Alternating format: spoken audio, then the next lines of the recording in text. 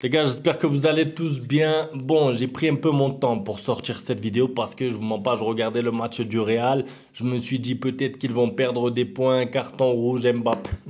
Carton rouge Mbappé qui va rater pas mal de matchs, je pense. D'ailleurs, question du jour pour vous. Si Lewandowski a pris 3 matchs de suspension pour avoir gratté son nez, combien de matchs mérite Mbappé après son attentat? Vraiment une faute incroyable sur le joueur d'Alaves. Je lirai vos commentaires, ce qui est sûr. J'en profite pour en parler rapidement. Si Mbappé rate plus de 2 matchs, donc 3 matchs ou plus, il ratera la finale, la fameuse finale de Coupe du Roi. Parce que oui, quand vous prenez un carton rouge en Liga, ça impacte aussi la Coupe du Roi. Maintenant, si vous voulez mon avis, je pense qu'il aura 2 matchs pour la simple et bonne raison que c'est pas dans l'intérêt de la Liga de se passer d'un joueur comme Mbappé pour une finale de Coupe du Roi. Si c'était le Barça, peut-être que Lamine Yamal prendrait 3 matchs ou plus. Bon, on verra tout ça en tout cas.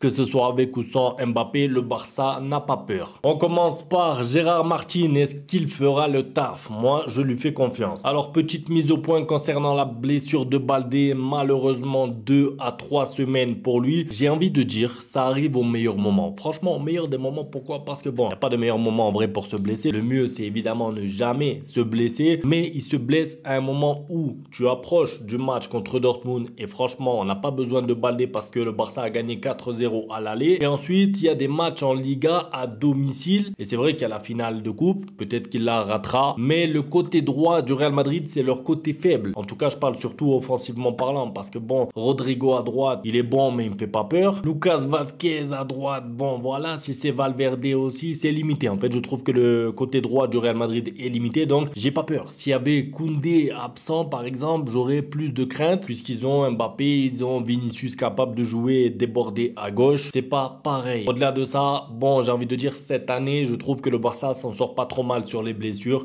Il n'y a pas eu de longues blessures ni de Lamine Yamal, ni de Rafinha, ni de Pedri. Donc, on peut pas non plus avoir tous les joueurs disponibles toute la saison, tout le temps. Paradoxalement, ça tombe sur un joueur qui n'est pas allé en trêve internationale, qui s'est reposé pendant 15 jours puisqu'il n'avait pas été convoqué avec l'Espagne. Malheureusement, c'est comme ça. Des fois, vous pouvez être au repos, bien géré et vous vous blessez quand même. Lamine Yamal, Pedri, Koundé ne se reposent toujours pas. Attention.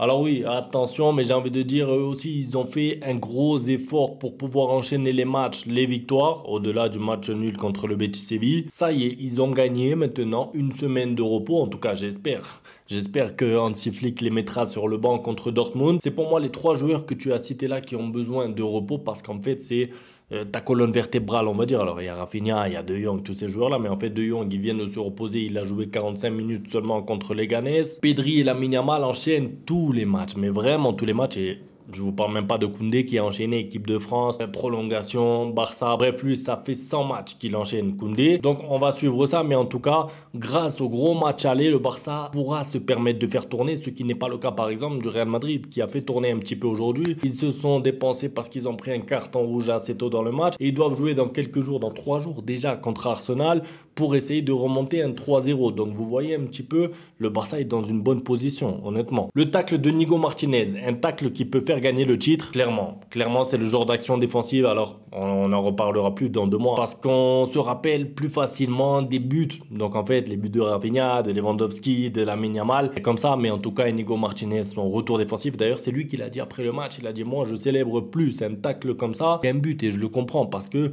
l'attaquant partait en 1 contre 1. Vous savez quoi, moi sur l'action, je me suis même dit, fais la faute du dernier défenseur, c'est pas grave, parce que c'était quoi, la minute 75 je crois, par là, donc il était mieux, préférable de faire une faute et de prendre un rouge, plutôt que d'encaisser le 1-1. Et finalement, Inigo Martinez m'a surpris, puisqu'il arrive à faire un tacle glissé par derrière en touchant que le ballon, et ensuite il y a la relance qui va avec derrière. Inigo Martinez, de toute façon, est en train de nous sortir une énorme saison, je l'attendais pas à ce niveau-là, il fait beaucoup de bien. Salut Gavi, le 3e choix de Hansi Flick en numéro 10, est-ce que c'est pas le bon moment en juin pour le vendre? Pas du tout. Gavi pour moi est intransférable pour la simple et bonne raison que c'est un milieu de terrain qui peut s'adapter déjà à plein de systèmes, à plein de configurations et surtout il est encore en train de progresser. Il faut pas oublier que c'est une saison reprise, on va appeler ça comme ça parce qu'il a fait les ligaments croisés quand même, il revient, bien sûr il y a du monde, il y a de la hiérarchie, il y a de la concurrence, Dani Olmo, De Jong, Pedri, même Fermin, il y a du monde. Donc c'est compliqué pour lui de s'imposer, c'est vrai. Maintenant on parle souvent de devoir renforcer le banc du Barça.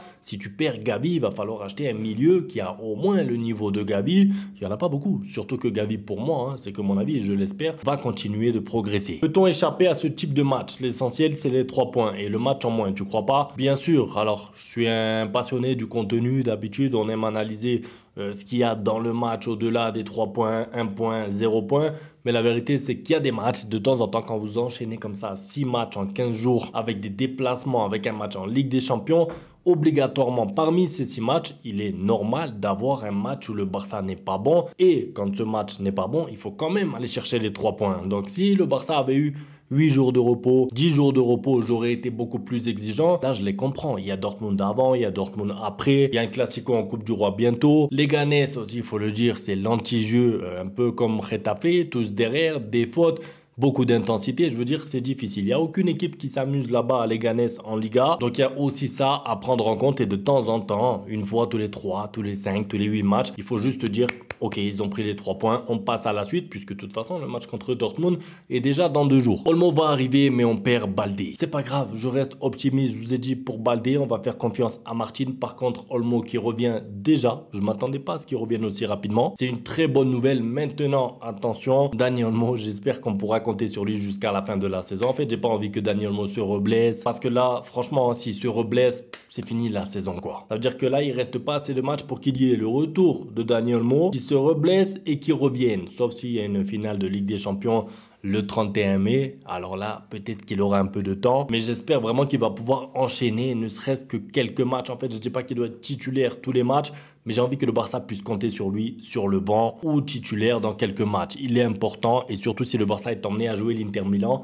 Dani Olmo peut être la clé pour le Barça. D'après toi, qui a été l'homme du match? Alors l'homme du match côté Barça, c'est difficile parce qu'il y a le retour défensif d'Inigo Martinez et son bon match de manière générale. Il y a Martin aussi qui est décisif sur l'action. Chesney aussi avec des parades. C'est compliqué de sortir 15 joueurs parce qu'il n'y a aucun joueur qui a vraiment brillé, qui était vraiment au-dessus. C'est plus une victoire, on va dire, collective. Avec cette victoire précieuse, pour moi, le Barça est déjà champion. Et toi? Non, malheureusement non. Parce que moi, j'ai pas confiance en cette fin de Liga. En fait, on voit que tous les matchs du Real Madrid se ressemblent. Tous les matchs, ils s'imposent de peu. Je parle en Liga parce qu'en Ligue des Champions, ils se sont fait fracasser. Mais en Liga, ils arrivent tout le temps à gagner. Même aujourd'hui, ils prennent un carton rouge. Je me dis qu'Alaves va au moins prendre le match nul. Mais non, ils s'imposent à l'envie en étant dominés, à l'arraché. Donc, tant qu'il n'y a pas plus de points d'écart, pour moi, cette Liga n'est pas pliée. Par contre, la vérité, c'est que là, le Real Madrid va enchaîner des matchs vraiment compliqués avec Bilbao notamment. Et en plus, comme ils ont la Ligue des Champions entre-temps, si jamais ils se font éliminer, ils auront un coup au moral. Il n'y a pas de Mbappé. Et si jamais ils se qualifient, ils ont des matchs à préparer contre le PSG. Bon courage au Real. Ce que je veux dire, c'est que là, le Barça a fait 90% du travail, je pense réellement. Mais il faut conclure ça. Patience donc. C'est tout pour la vidéo. C'était pour revenir un petit peu sur vos questions. Un grand merci à tous d'avoir participé. C'était sur Instagram. À demain pour la suite. Ciao. Bang, bang, bang, bang, goodbye. Ustedes pueden aceptar mi negocio o aceptar las consecuencias. Plata o plomo.